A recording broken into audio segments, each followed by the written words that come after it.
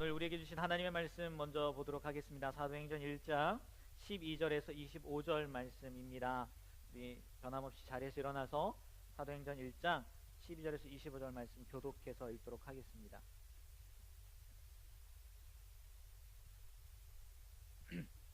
네, 자리에서 다 같이 일어나시고요. 성경책이 없는 분들은 성경 어플 보시고요. 앞에 띄워주지 않으니까요. 다 찾으셨으면 우리 사도행전 1장 12절에서 25절까지 26절입니다. 죄송합니다. 26절까지 한 절씩 교독하고 마지막 26절 같이 읽도록 하겠습니다. 제가 먼저 읽습니다. 제자들이 감람원이라 하는 산으로부터 예루살렘에 돌아오니 이 산은 예루살렘에서 가까워 안식일에 가기 알맞은 길이라.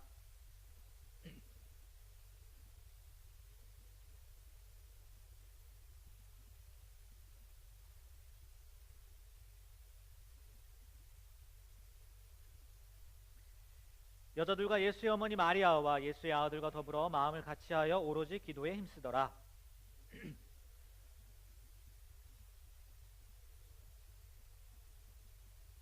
형제들아, 성령이 다윗의 입을 통하여 예수 잡는 자들의 길잡이가 된 유다를 가리켜 미리 말씀하신 성경이 응하였으니 마땅하도다.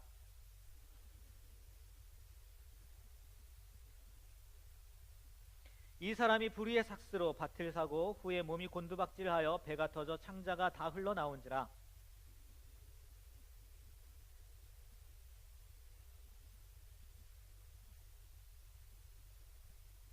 시편에 기록하였으되 그의 거처를 황폐하게 하시며 거기 거하는 자가 없게 하소서 하였고 또 일렀으되 그의 직분을 타인이 취하게 하소서 하였도다.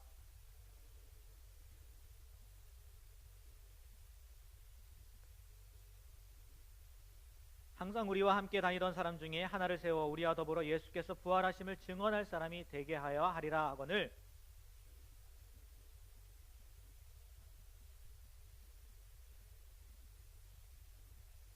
그들이 기도하여 이르되 뭇사람의 마음을 아시는 주여 이 두 사람 중에 누가 주님께 택하신 바 되어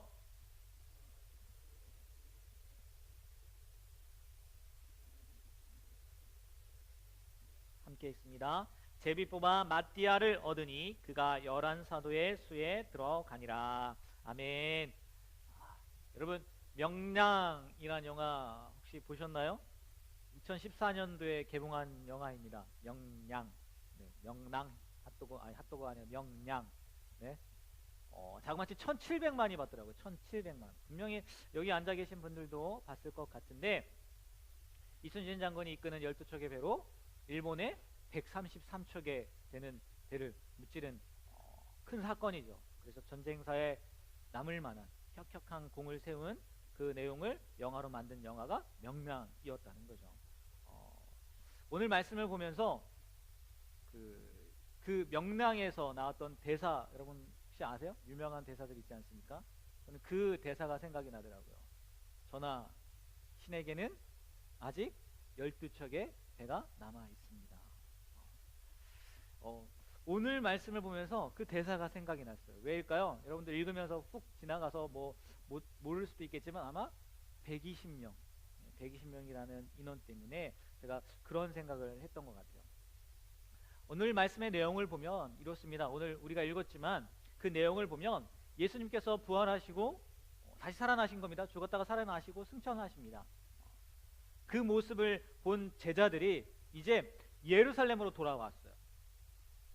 보통 돌아왔으니까 이제 일상으로 돌아가겠지라고 생각을 하는데 그들이 일상으로 돌아가지 않고 한 집에 모여서 자기들이 거했던 곳이죠. 그곳에 모여서 뭘 합니까? 기도를 했다는 거죠. 기도. 흩어지지 않고 그 다락방에 모여서 기도를 했다는 거죠. 그리고 그 안에 그 사람들뿐만이 아니라 오늘 성경에서 12제자, 11명의 제자, 그리고 한 명의 또 다른 제자, 마띠아, 제비를 뽑아 마띠아가 뽑혔다라는 내용까지도 그 내용들이 있죠. 근데 특별히 오늘 말씀 가운데 제가 명량에 대해서 이야기하면서 이야기했던 것처럼 120명이나 함께 했다는 말씀이 기록되어 있다는 겁니다. 이 말씀과 이 부활 후에 제자들이 예수님의 말씀을 듣고 예루살렘 떠나지 않고 한 방에 모여서 기도했고 이 말씀들을 볼 때요 또 다른 말씀과 보면은 좀 이해하기 쉬운, 아니 좀 더 폭넓게 알 수 있는 말씀이 있는데, 그 말씀이 어디에 있는 말씀이냐? 고린도전서에 있는 말씀이거든요. 고린도전서 15장 4절에서 6절 말씀이에요. 우리 다 같이 한번 한 목소리로 읽어보도록 하겠습니다. 시작. 장사 지낸 바 되셨다가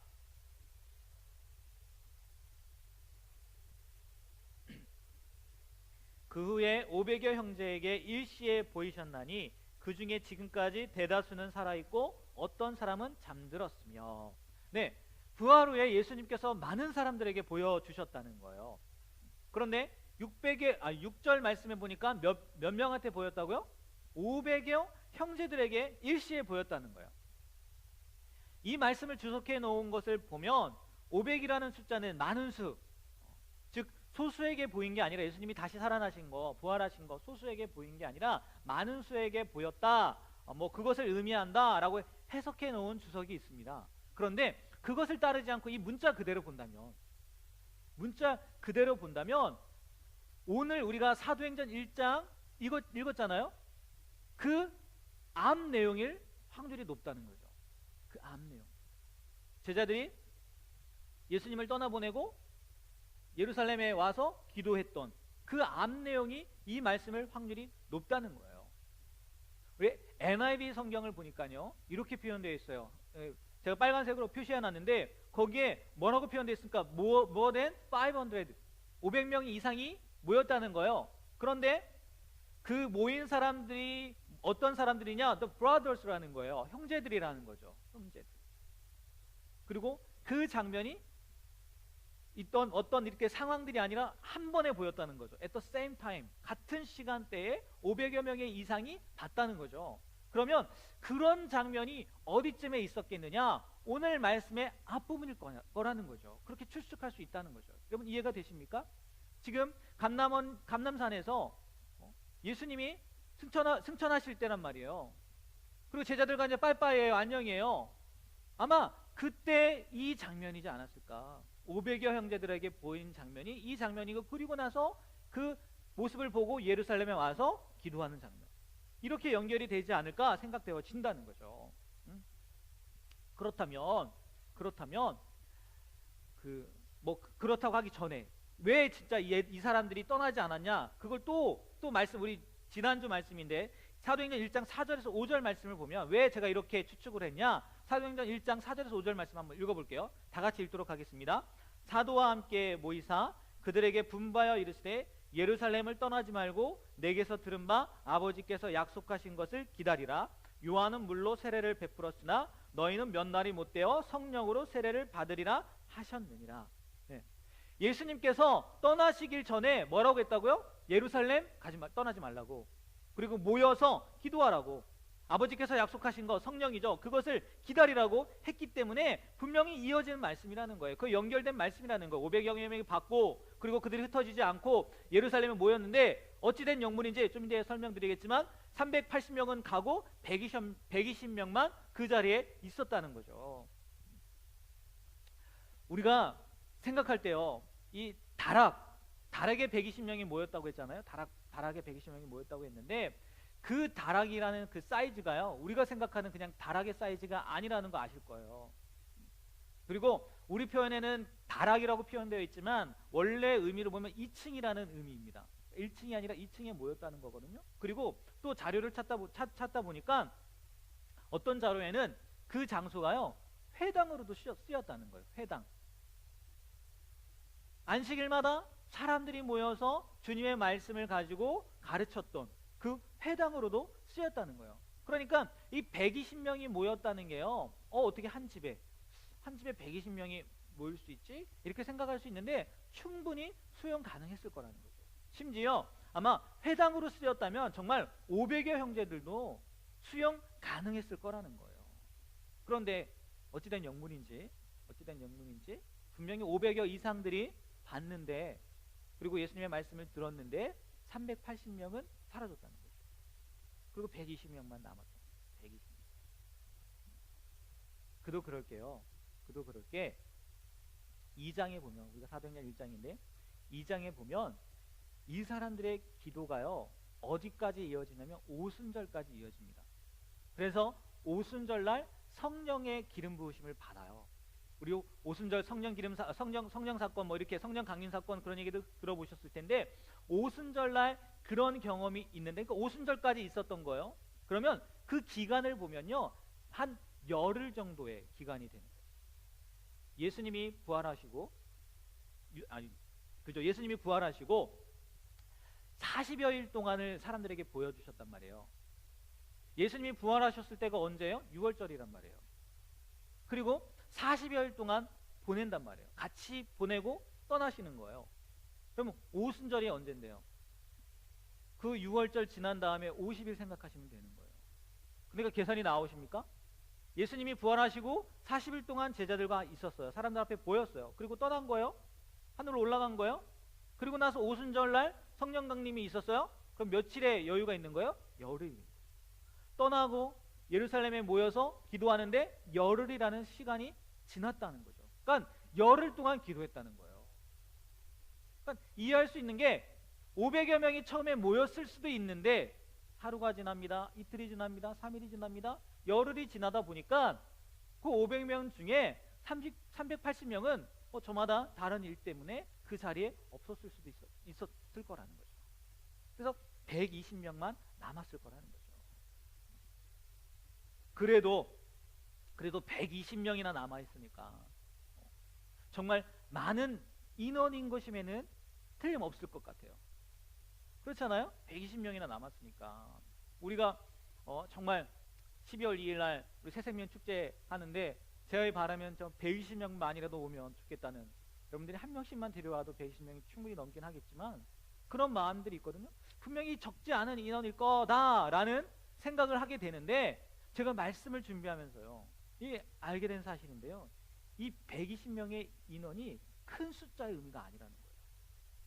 뭐 우리 12, 뭐 10, 또 120, 뭐 이렇게 완전수 얘기하는데 이게 큰 숫자의 의미가 아니라는 거예요. 우리가 생각할 때 오늘 성경에도요 120명이나 이나라고 표현되어 있잖아요. 다시 한번 보시겠어요? 15절 말씀 다시 한번 읽어볼까요? 시작.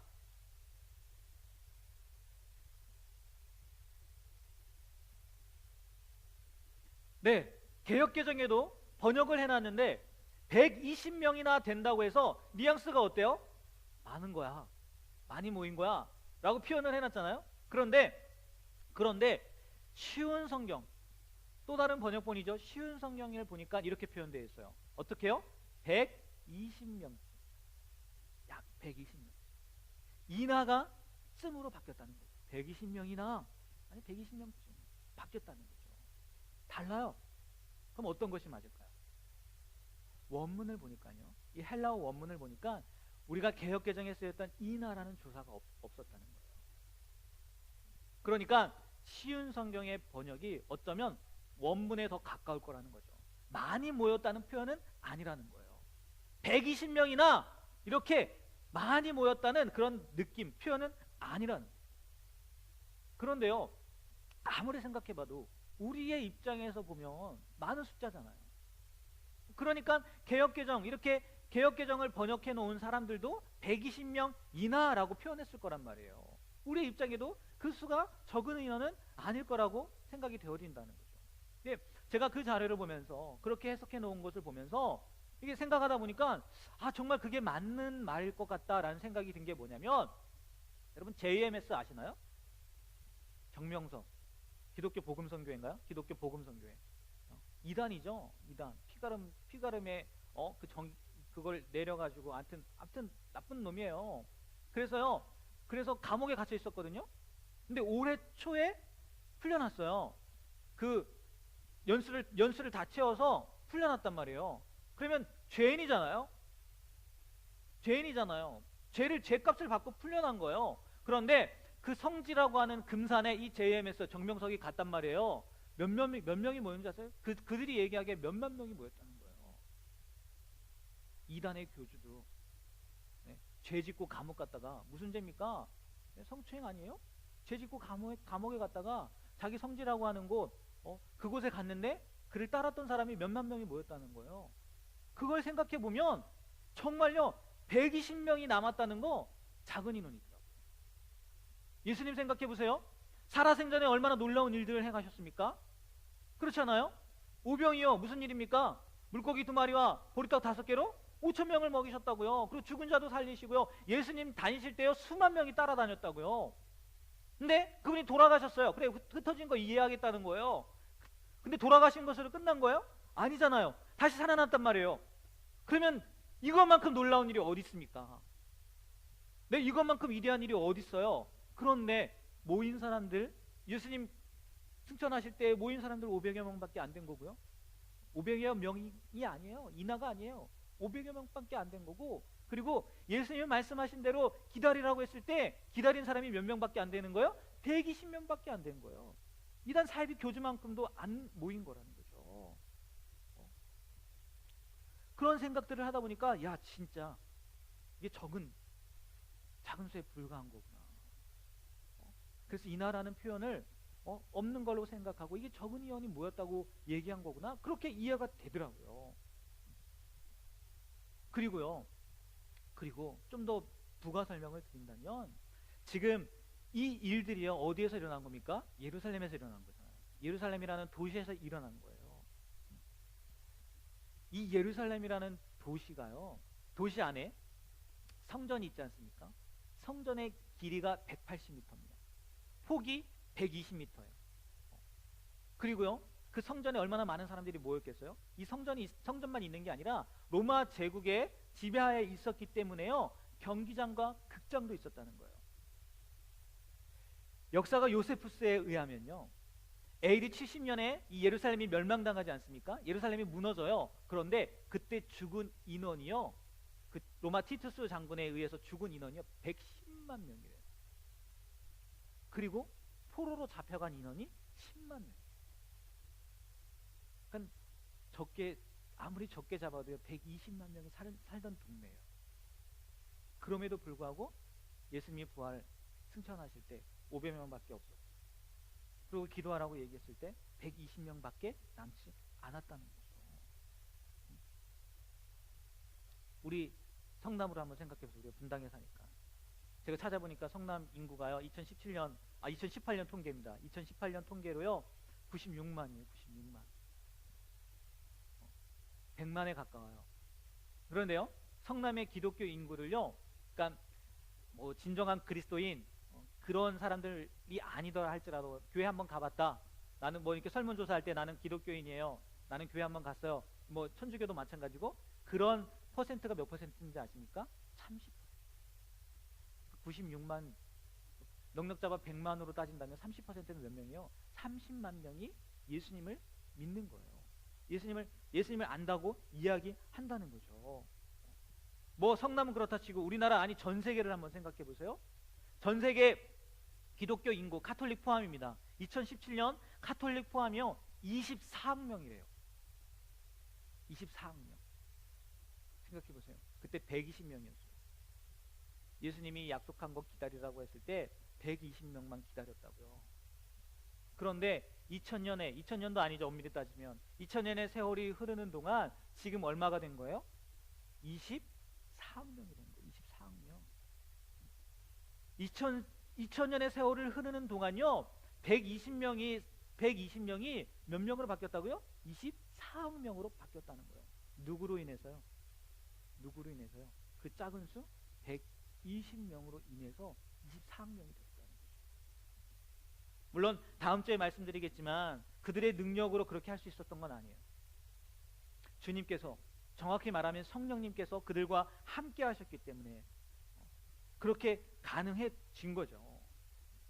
그런데 성령님께서 분명히 함께 해주셨다 할지라도요, 분명 그들의 역할이라는 게 있잖아요. 그러면 도대체 그렇게 적은 인원이 24억 명이라는 그런 놀라운 일의 근원이 되었느냐는 거예요. 그들이 자기들에게 주어진 역할, 어떤 역할에 충실했기에 120명밖에 되지 않는 인원이 2000년의 세월이 흐르는 동안 24억 명으로 바뀌게 되었느냐. 첫 번째는 순종입니다. 그들의 순종을 통해서요 지금의 놀라운 일들이 일어났다는 거예요. 이건요 제자들의 삶을 보아도 그 후에 그 뒤를 잇는 사람들의 삶을 보아도요 알 수 있어요. 만약 이 120명도요 예수님의 말씀처럼 예루살렘에 머물지 않고 떠났다면 다른 380명처럼 물론 분명히 다 이유가 있었겠죠. 사정이 있었겠죠. 열흘 동안 있는다는 게 쉽지 않죠. 그렇지만 만약 이 120명마저도 주님의 말씀에 순종하지 않고 주님께서 약속하신 하나님이 주신다고 하는 그 성령을 기다리지 않았다면, 순종하지 않았다면 그런 역사는 일어나지 못했을 거라는 거죠. 하나님께서 찾으시는 사람은요 말을 잘하는 사람, 아니면 재능이 있는 사람, 능력 있는 사람, 재력 있는 사람 아니라는 거예요. 하나님께서 찾으시는 사람은요 뭐니 해도요 어떠한 사람이요? 순종의 사람이 됩니다. 순종. 한번 성경에 기록된 인물들을 보시기 바랍니다. 아무리 그들의 능력이 뛰어났다 할지라도요 순종할 때 하나님의 역사가 일어나지, 순종하지 않으면요 아무런 능력도 나타나지 않아요. 반대로 아무리 힘이 없고 아무리 연약한 사람이라 할지라도요 순종할 때 능력이 나타난다. 순종이 그런 역사를 만들어냈다는 거예요. 여러분, 순종하지 않을 때는요 능력이 나타나지 않은 것뿐만이 아니라요, 네? 안 좋은 경우는요, 심한 경우는요 죽어요. 순종하지 않으면 죽었어요. 성경을 한번 보십시오. 하나님의 말씀에 순종하지 않으면 죽었다니까요. 구약 성경 열왕기 상해에 보면요 정말 황당한 사건이 하나 일어납니다. 너무너무 황당한 사건이에요. 예전에 청년이 하은이가 저에게 질문을 했는데, 북이스라엘에요 여로보암 왕, 원래는 이스라엘이 하나였지 않습니까? 처음에 사울 왕이었고 그 다음에 다윗, 그리고 솔로몬 이후에 둘로 나뉘잖아요. 솔로몬의 아들 르호보암과 그 다음에 여로보암. 르호보암은 남쪽, 여로보암은 북쪽, 이렇게 나뉘는데 그 여로보암 왕 시대에 있었던 일이에요.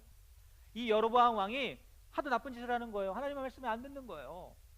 그래서 하나님께서 한 선지자를 보내서요 그 여로보암 왕에게 심판의 말씀을 전합니다. 무슨 말씀이요? 너 죽는다고. 여로보암 죽는다고 얘기를 해요. 근데 여로보암 왕이요 그 말 듣고 어땠을까요? 열받는 거죠. 네가 뭔데? 지금도 무아지경으로 살았어요. 하나님 없는 것처럼. 하나님이 뭘 도와줘? 이런 마음으로 살았다고요. 근데 알지도 못하는 선지자가 와갖고 죽는다고 하는 거예요. 놀라봐. 너 나한테 죽었어 하고 손을 드는 순간 어떻게 해요? 성경에 보면 손이 말랐다 그래요. 손이 말라버립니다. 쟤 데리고 와. 저놈 잡아와. 손을 드는 순간 손이 말랐다는 거예요. 이걸 마비됐다 이렇게 얘기를 하는데, 그러니까 얼마나 놀랬겠습니까? 손을 드는 순간 그런 일이 일어났으니까. 그래서 아차 내가 잘못했구나. 그 선지자에게 얘기합니다. 나 어떻게 좀 해달라고. 그러니까 선지자가 하나님한테 기도해서 낫게 해줘요. 그러니까 여로보암 왕이 야 그동안은 정말 자기 마음대로 살았다면 이 사람을 통해서 하나님의 능력을 본 거잖아요. 그래서 야 내가 영접할게. 너 잠깐 일로 와봐.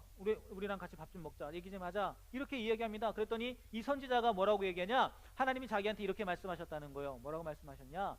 가서 어느 집에도 가지 말고 먹을 걸 줘도 먹지도 말고 물도 마시지 말고 그냥 떠나라. 근데 떠나는 것도 왔던 길로 가지 말고 다른 길로 떠나라 라고 하나님께서 말씀하셔서 내가 왕과 같이 못 갔다고 나옵니다. 근데 이 얘기를요 그 베델에 여로보암이 살고 있는 그 도시 베델에 다른 한 늙은 선지자가 들어요. 그리고요 그 젊은 선지자를 찾아갑니다. 데리고 옵니다. 만나요. 그러면서 얘기해요. 야 나도 선지자야. 나도 선지자야.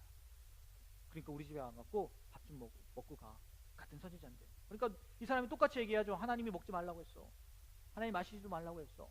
근데 이 늙은 선지자가 뭐라고 얘기했는지 아십니까? 하나님이 나한테 얘기했어. 하나님이 나한테 너 데리고 오라고 했어. 그래서요 이 젊은 선지자가요 그 말을 믿고 갑니다. 그리고 밥을 먹어요. 근데 그 순간 하나님의 말씀이 임하죠. 너 죽었다고. 나의 말 듣지 않았으니까, 내 말에 순종하지 않았으니까 너 죽을 거라고. 그리고 정말 집에서 나오는데요, 나귀 타고 나오는데 길이에요. 길, 산도 아니고 길에서 사자가 나타나서 그 사람을 죽입니다. 더 웃긴 건 뭔지 아세요? 그 사람만 죽이고 나귀 타고 왔잖아요. 나귀는 건들지도 않아요. 그리고 사자가요 보통 배고 뭐 그렇잖아요. 사자라면 왜 죽이겠어요? 잡아먹든지 뭐 그러는 거잖아요. 잡아먹는 것도 아니에요. 그냥 지키고 있는 거예요. 무슨 의미겠습니까? 하나님의 말씀대로 된 거겠죠. 된 거라는 거겠죠. 그러면 여기서 질문되지 않나요? 이 사람이 잘못한 게 뭐예요? 속은 거잖아요. 자기는 속은 거밖에 없어요. 속은 죄밖에 없다고요. 그런데요, 그 죄에 대한 대가를 누구에게 물어요?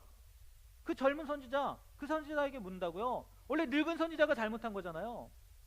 그런데 이 젊은 선지자에게 그 대가를 묻는다는 거예요. 왜요? 말씀을 누구한테 받았는데? 하나님한테 받았잖아요. 그 사람이 중요한 게 아니라는 거예요. 하나님의 말씀에 순종하는 게 중요하지, 그 사람에게 이야기 듣고 그게 아니라는 거죠. 왜? 자기가 하나님한테 직접 들은 거 아닙니까? 그러면 한 번이라도 더 물어봤어야지. 하나님의 말씀에 순종하지 않았던, 그러니까 말씀을 받은 자의 책임에 대해서 이야기한 거거든요. 그러니까 순종하지 않으면요, 심지어 죽임까지 당했다는 거예요. 죽임까지 당했다는 거죠. 그러니까 여러분들요, 잠깐 빗나간 얘기지만, 네, 직접 들으세요. 하나님한테 직접 들으세요. 찾아가지 말고. 어디 가서 뭐 기도 많이 하는 분들이 나한테 이렇게 예언해, 부모님들이 많이 그러죠. 야, 그분 기도 많이 하신대, 가서 기도 받고 오자. 이런 거 듣지 마세요. 하나님 직접 들으시는 게 좋을 것 같아요. 이건 뭐 빗나간 얘기. 어쨌든 오늘 말씀으로 돌아와서요, 500여 명들요 같이 들었단 말이에요. 누구에게 들었어요? 천사에게 직접 들은 거예요. 예수님 승천하실 때, 야, 예루살렘 떠나지 말고 약속하신 거 기다려. 예수님도 말씀하셨고요. 그런데 그 기간 동안 380명은 저마다의 사정 때문에, 이유 때문에 떠났다는 거예요. 그러나 남은 120명, 하나님의 말씀에, 아니 예수님의 말씀에 순종함으로 성령을 경험하게 되고 지금의 놀라운 일들을 만들어낸 근원이 되었다는 거죠. 순종이 그런 역사를 만들었다는 거예요. 그리고 두 번째는요, 그들 120명, 그들은요 다른 삶을 살았기 때문입니다. 다른 삶. 좀 더 있어 보이게 표현하자면 거룩한 삶을 살았다. 거룩한. 오늘 본문에서는요, 직접적으로 거룩이라는 단어가 나오거나 혹은 그렇게 살았다는 것이 나타나지 않아요. 그런데요, 성경을 읽다 보면 알게 되겠지만 그들이 전한 복음, 이 120명이 성령을 받고 나아가서 복음을 전합니다. 예수님을 전합니다. 그런데 그 복음이, 예수님이 능력으로 나타날 수 있었던 것 중에 하나가 뭐냐면요, 거룩한 삶이었다는 거예요. 거룩한 삶, 그들의 거룩한 삶을 통해서요, 그런 능력이 더 커졌다는 거죠. 하나님께서도요, 이미 오래 전부터요, 하나님의 백성들에게 요구한 것이 뭐냐? 바로 이 거룩함이었습니다. 거룩함. 레위기 19장 2절 말씀에 보면요, 이렇게 기록되어 있어요. 너는 이스라엘 자손의 온 회중에게 말하여 이르라. 너희는 거룩하라. 이는 나 여호와 너희 하나님이 거룩함이니라. 이미 거룩하라고 얘기했어요. 하나님을 따르는 백성들이라면, 하나님의 자녀들이라면 어떻게 해야 된다고요? 거룩한 삶을 살아야 된다는 거예요. 그리고요, 신약으로 와서 베드로전서에도요, 베드로 사도가요 이렇게 이야기를 합니다. 1장 15절 16절인데, 오직 너희를 부르신 거룩한 이처럼 너희도 모든 행실에 거룩한 자가 되라. 기록되었을 때 내가 거룩하니 너희도 거룩할지어다 하셨느니라.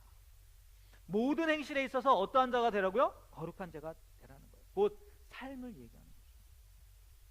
그들의 삶이요 거룩한 삶이었다는 거예요. 그게 그런 능력을 나타내었다는 거죠. 그러면 여기서 말하는 그 거룩함이라는 게 도대체 뭐냐는 거예요. 거룩함. 레위기에서 사용된 그 거룩이라는 단어요, 히브리어 단어 카도시라는 단어가 쓰였는데, 이거는 구별되다, 분리되다라는 뜻이에요. 구별되다, 분리되다. 모든 죄악된 것과 부정한 것으로부터 구별되어서 분리된 상태를 말한다는 거예요. 그런데요, 오해하면 안 되는 것이, 이 거룩하라는 것이요, 단순히 거룩한 자가 되라라는 의미. 그래서 마치 수도원에 들어가서 세상과 등지고, 수도원에 들어가가지고 세상과 분리되어서 더러운 것도 보지 않고 만지지도 않고 함께하지도 않는 거, 그런 걸 의미하는 게 아니라는 거예요. 그런 게 아니라 거룩한 존재이니까 거룩함을 나타내라는 의미라는 거예요. 우리는 거룩한 존재이니까 그 거룩함을 어떻게 하라고요? 나타내라는 의미라는 거예요. 그러면 생각해 보십시오. 당연히 우리가 어디에 있어야 돼요? 세상에 속해 있어야 되죠. 수도원에 들어가 있으면 안 되는 거예요. 특별한 경우에는 들어가 있는 거죠. 우리가 거룩한 존재로서 살아가려면요, 세상에 있어야 된다는 거예요. 거룩한 존재임을 나타내려면요, 세상에 속해 있어야 된다는 거예요. 오히려요, 거룩하지 못한 곳에 우리가 서 있어야 된다는 거예요. 그래서 그 속에서 아까 카도시의 말처럼 다르다는 거, 예? 구별되어 있다는 거, 분리된 모습을 보여줘야 된다는 거죠. 이것이 성경이 말하는 거룩이라는 거예요. 왜 초대교회 교인들이, 이 사람들이 인정을 받았는지 아십니까? 왜 그들이 전한 복음이 능력 있는지 아세요? 거룩했기 때문이라는 거예요. 주님의 말씀에 순종해서이기도 하지만 또 하나는 뭐냐? 그들이요, 거룩했기 때문이라는 거예요. 이 사람들이 놀라운 능력을 행해서? 그건 너무나 한정적이에요. 얼마나 많은 사람들이 능력을 행했습니까? 성경을 봐도 손에 꼽잖아요. 그 모든 사람들이 다 능력을 행해서 그들이 예수를 받아들인 거예요? 아니에요. 그들의 삶을 통해서 보여줬다는 거죠. 오늘 말씀에 120명 예수님의 제자 외에 이름 나옵니까? 나오지 않아요. 이름 모를 사람들이었지만 그 이름 모를 그리스도인 한 사람 한 사람이요, 진정한 그리스도인의 모습, 거룩한 모습을 가지고 살았기 때문에 그런 능력들이 나타난 거예요. 지금의 능력이 보여지게 된 거라는 거예요. 바꿔 말한다면요, 지금의 기독교가 힘을 잃고 욕망 먹고 능력이 사라진 이유는요, 예수님 때문이 아니에요. 예수님 때문에, 교회 때문이 아니에요. 조직 때문이 아니에요. 그리고 어떤 하나 타락한 목사 때문도 아니에요. 물론 그것도 영향이 있겠죠. 부끄럽습니다, 저도. 이름은 모르지만, 목사처럼 앞에 서 있는 사람은 아니지만 삶 가운데요, 거룩함을 나타내는 진정한 그리스도인이 없기 때문에. 여러분, 다른 사람 핑계대지 마세요. 예수님 핑계대지 말고, 교회 핑계대지 말고, 타락한 목사 핑계대지 마십시오. 바꿔 생각하면요, 왜 지금 기독교가 힘을 잃고 능력을 발휘하지 못하냐? 삶 속에서요, 우리의 생활 속에서요, 거룩함을 나타내야 될 우리가 거룩함을 나타내지 못하기 때문일 수도 있다는 거예요. 여러분, 오늘 말씀을 통해서 그 120명의 작은 인원이 어떻게 지금의 24억 명 그런 능력으로 바뀌게 되었을까? 첫 번째는요, 그 120명의 순종. 예수님의 말씀을 듣고 순종한 그 적은 인원 120명 때문에 이런 일들이 일어난 거고요. 순종 때문에 일어난 거고요. 또 하나는 예수님의 말씀을 듣고 그 말씀대로 거룩한 삶을 살려고 부단히 애를 쓰는 그 120명으로 인해서 이러한 일들이 일어났다는 거 기억하셨으면 좋겠어요.